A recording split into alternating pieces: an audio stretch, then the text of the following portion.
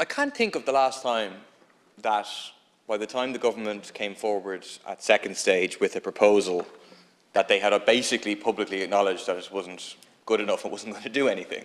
And that's the state that we're in now, given the comments that have been reported from yesterday's parliamentary party meetings.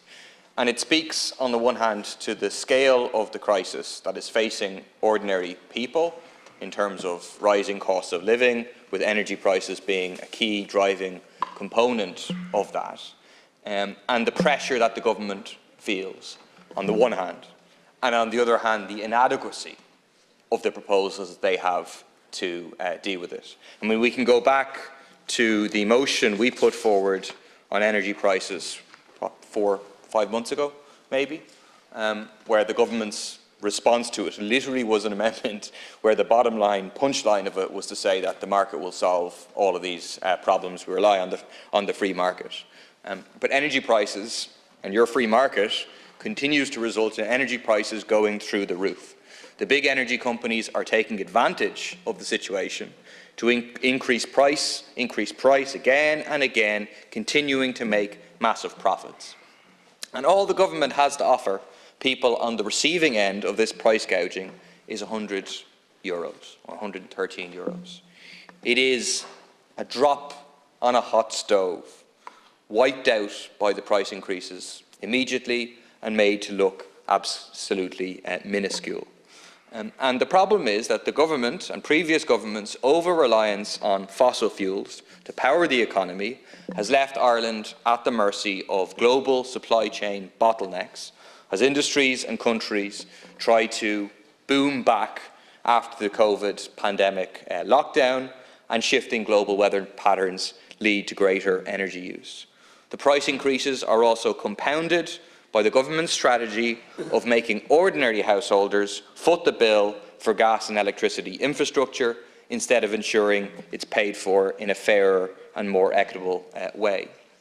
It's worth comparing the price of gas that households in this country pay compared to elsewhere in the EU. In the second half of 2019, it was 12% above the EU average. Look at electricity prices, same, you can see there, 11% above the EU average in 2019, 2021, 18% above the EU average. And what's the consequence of these high energy prices? It hits those who are already struggling to pay the rent, to pay for groceries, who have to make the choice between heating and eating. And when you look at the figures for deaths from cold-related diseases, excess winter deaths as a consequence of the cold and people not being able to heat properly, they're astounding. 2,800 people per year. Put that in the context of COVID, and we were in favour of taking the best possible approach to minimise the impact of COVID and to minimise the deaths.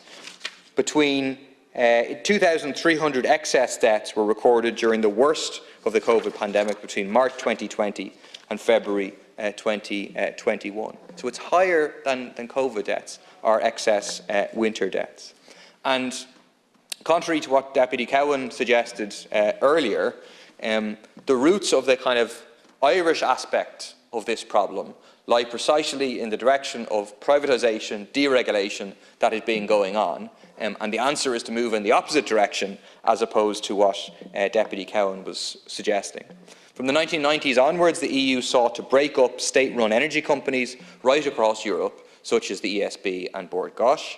In 1996 and 1998, the EU introduced the first electricity and gas directives, which forced states to open up their energy systems and sell off power plants and infrastructure to private capitalists.